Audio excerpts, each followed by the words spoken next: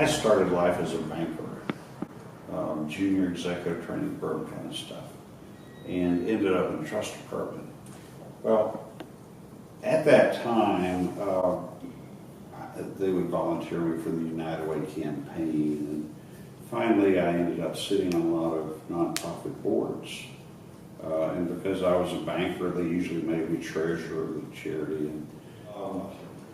But what it allowed me to do is it allowed me to kind of see the social needs firsthand. It allowed me to kind of get inside the envelope of these nonprofits and see what their real needs are.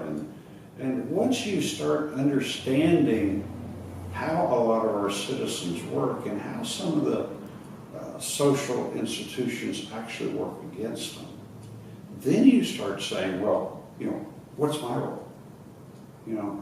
What am I willing to tolerate? Am I willing to tolerate people dying in the streets? Well, no. Most of us won't. I think there's really two areas that are critical in a child's upbringing. First of all is early childhood literacy. You'd be amazed how many of our children come to the door of their first grade class and have basically no literacy skills. And that's really difficult to overcome. The other point in a child's development, which is very critical, is going to post-secondary education. Whether it's a 4-year college or a 2-year college or just a 1-year training program. And this is where the real difference in income classes becomes obvious.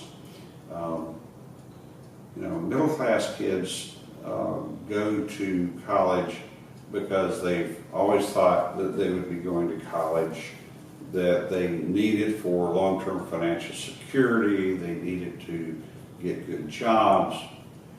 Low-income families don't assume that their kids are going to go to college. They value education, but they just don't think it's obtainable for them. So one of the things Community Foundation does is we try to educate low-income parents about all the scholarships that are available. And, as I said, we have 400 kids in college on scholarship with average family income of less than $15,000. But every one of us can be a philanthropist. So, I think one of the lessons there is get involved early and you can have a lifetime commitment to these things. Now, for a college student, you probably don't have a lot of cash, but you've got knowledge, you've got time, you've got reputation, you've got connections. You can be a philanthropist. Maybe not ask her, sign in the $1,000 check. But you can go in and tutor kids. You can do lots of things that allow people's lives to be better. And for some people it is giving. That's wonderful. But for some people it's to get directly involved, either through a charity or through a church or on their own, and go into the inner city neighborhoods or the inner city charities graciously, understanding that these are real human beings and not numbers, and not show a little Christian love and make their lives better. Well, first of all, you have to understand that I'm married to an angel. We had 3 birth children, and she ran into a friend of hers that was providing foster care through Bethany Christian Services. And my wife just said, that's what we've got to do. So for roughly 18 years, we took in foster children. And because of her background in special needs, we tended to get special needs foster children. And it was very rewarding. What it really did was it taught our kids in particular a great deal of humanity. To have a truly blessed life, you really have to recognize that each of us has been blessed beyond our wildest dreams. And the way you help yourself is by helping others.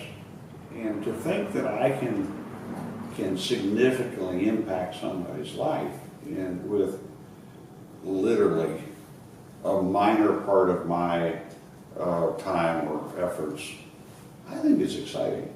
I just think that that's what makes life worthwhile. It's you know, if I died with $1 million and did nothing for my fellow man, am I really a good person? So get outside your comfort zone. And if we can give somebody a little hand up that helps them develop that potential, you have changed a life. You know, with these 400 kids in college, and they're coming out of abject poverty, 69% of them are going to graduate from college. That changes not just their life, it changes the life of whomever they're going to marry. It changes the life of their brothers and sisters because now they have a role model for success. It probably changes the life of the parents. And it ends up changing the whole neighborhood. So you don't have to save everybody. You work out one situation at a time. And if you can change one life, you've done a lifetime worth of work. If you can do 2 lives, it's even better.